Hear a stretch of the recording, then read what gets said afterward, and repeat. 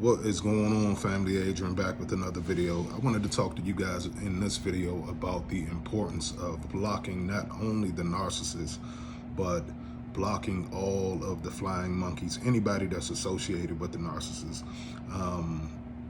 I had to do this, and I am not a person that blocks anybody on social media. Like, since social media, and I've been on social media since the Black Planet days. I don't know if you guys remember the Black Planet days. Like, Black Planet was out when I was like a senior in high school or my freshman year of college or something like that. So that was the first social media site or platform that I had been on.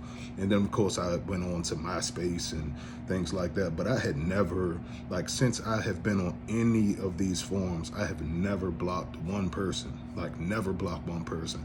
And I always kind of lived from the idealism of like, hey, I'm gonna let my haters watch me. Like, I'm gonna let these haters see what I'm doing, and I'm gonna let them, and I didn't understand the importance of actually blocking people for your own sanity until I was involved in a narcissistic relationship. And after being in this relationship, I found myself, now remind you, before 2020, I had never blocked anybody on social media in my life.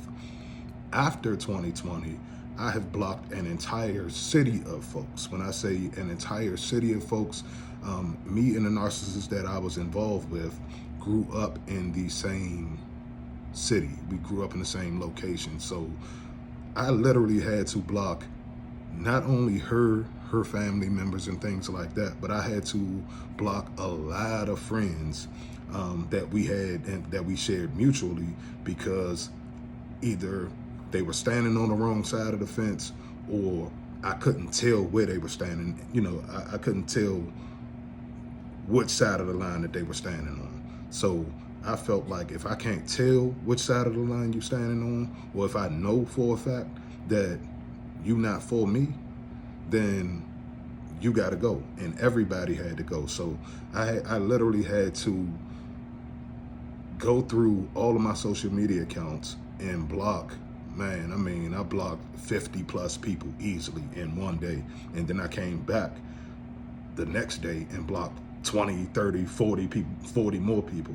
And as I started blocking people, what I started noticing was I gained my peace back. So the narcissist was using all of these people to, or some of these people, not all of these people that I blocked, the narcissist was using. But like I said, I didn't know what side of the line that they were standing on. So if I can't tell, then you're getting chopped. I'll, apologize later, and I'll bring you back later, once I feel comfortable opening my social media back up like that. But until then, you blocked.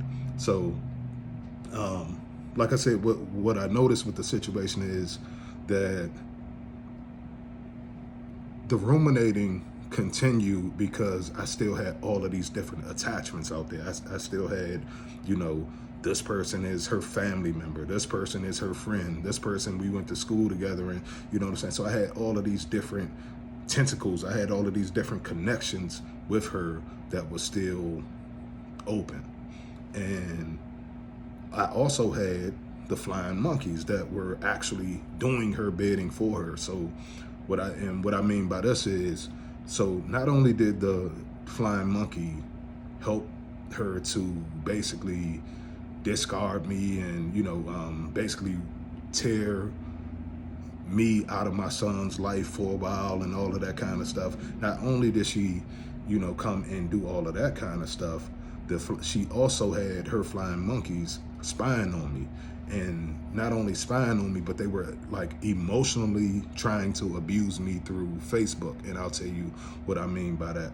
So there was a time where the narcissist came and she adamantly, like, we set a specific time saying that I am going to keep my son until 6:30 on every Sunday. So that gives me somewhat of a full day to, enjoy my day with him and all of that kind of stuff.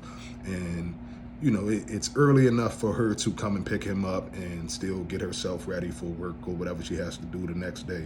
So I figured, we figured 6:30 was a good time. But there was a particular day where, I guess there was a party or something that was going on with at one of her flying monkeys' house. So she was very adamant about coming to pick my son up, but she wouldn't tell me why. She wouldn't tell me that she was going to pick my son up early. Like, she didn't tell me the reasoning, but she just kept saying, yeah, I need to come and pick him up early. All of that kind of stuff. So I'm like, okay, fine. It is what it is. I'm not going to argue with it. And I also needed a break at that time as well. So I'm like, okay, cool. You can come and get him early. So she came and got him early. And as soon as she went and got him early, she took him and she took her to her flying monkey's house. And then they had this party or whatever the case may be. And the flying monkey was deliberately posting pictures. Now, the flying monkey isn't his real aunt. This is just a friend of the narcissist that they grew up together. So it's kind of like, if you want to say, oh yeah, that's kind of like my play sister or whatever the case may be. They grew up together, so I won't take that from them. But it's not my son's actual real blood aunt. She is not family or any of that kind of stuff. But what she started doing was she started posting pictures of my son on her page, not the narcissist page, the flying monkey's page. So the flying monkey, which isn't really his aunt, started taking pictures of my son and posting it on her social media page of like them being at a party. So and it looked weird. Like anybody that from the outside looking in, you see her family, you see, her kids and all of them are together in pictures and all of that kind of stuff. And then you see one random picture of my son just by itself. Not with nobody, not with the family and this, that, and the third. Then I scroll through and there's a bunch of other pictures of her family. And then there's another picture of just my son. Like, and I could tell it was done to basically get an emotional response out of me. It was done to keep me emotionally invested into the situation. And it was, and to keep me on the hook. So I'm pissed off about, well, you came over here and you picked my son up and you took him over there and this, that, and the third. And I'm doing that while the narcissist is over there cheating with the new supply and, all of that kind of stuff. So it's a diversion. She was trying to literally throw, like, she was using her flying monkeys to keep me emotionally invested and to spy on me at the same time through social media. So it's hard not to break ruminating and rumination when you are waking up in the morning and you're going to your social media and then you look and the the flying monkey has posted a picture of your child. Like, that's gonna keep you in that mess. That's gonna keep you in that drama. So and it kept me in that drama for almost a year until I finally got to now I did not block the flying monkey right away. Now I'll say this because I was still, I guess, trying to gain as much information as possible. I still, at that time, didn't really know what narcissism was, but I knew something was wrong. And I wanted to give myself a little more time to gain more information. So I knew back then when the very first time I said I'm about to block her ass, talking about the flying monkey, but I knew at that time that I was going to block not only her, but it was going to be a bunch of people getting blocked. Now, I didn't realize that I was going to end up blocking as many people as I did, but I knew when she posted my son, I said, I've got to block her because I could see that they were trying to keep me emotionally invested into the situation. They were setting the diversion up for the narcissist to run off, do her thing, play her games, and this, that, and the third. But to keep me, like I said, emotionally invested on that hook by, okay, I'm gonna post this son. Okay, I'm gonna do this, I'm gonna do that. So I personally did not start gaining real peace in my life until the day that I blocked them.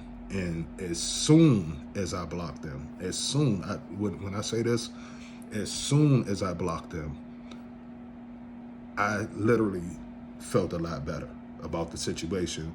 The next day I woke up feeling a little bit more peaceful about everything, because what I started noticing was anything. Like, I would post a picture of me and my child on our weekends together, and as soon as I would post it, the flying monkey would be the first one in my stories, because, you know, on the stories you can see who's looking at your stuff. So I would purposely post stuff in my stories just to see who was looking at it, and she would be the very first one every time. The flying monkey would be the very first one, and I'm like, why is she spying on me? Like, if her friend doesn't want to be with me and we're not together and we aren't going to do this family thing, and we, you know, and that's going to be the situation, then why are you so interested and invested into my life and what I got going on, not realizing, oh, okay, this is all a plot and a play from the narcissist, but you just doing her bidding for her. So it's imperative that y'all block the narcissist on every social media platform, and not only the narcissist, anybody in their family, anybody in their close network, in their friend network, anybody that you deem to be a flying monkey. You have to get rid of these people, because they don't mean you no good, and they will abuse you by proxy, but they will also keep you emotionally invested into the situation by prodding at you and poking at you on the narcissist's behalf, especially if they have something that they know will hurt you, like they have access to your children. Like, it's sick how somebody that's not even a parent to this child will try to abuse you as a parent. Like, literally, as a parent, you have an outsider that has nothing to really do with your child abusing you on behalf of another person that is a complete liar, cheater, and a fool. It's absolutely sick, y'all. But that's my video. It is imperative that you guys block not only the narcissist, but block everybody in their network. And if you have to go back and repair those situations later on, that's fine.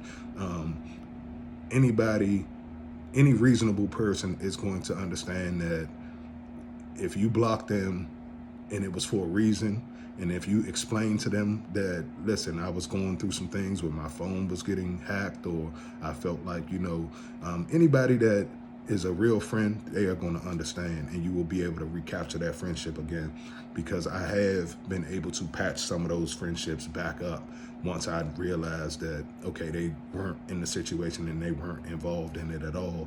But if you don't know, block them, block their ass. Salute, man. I'll talk to y'all later.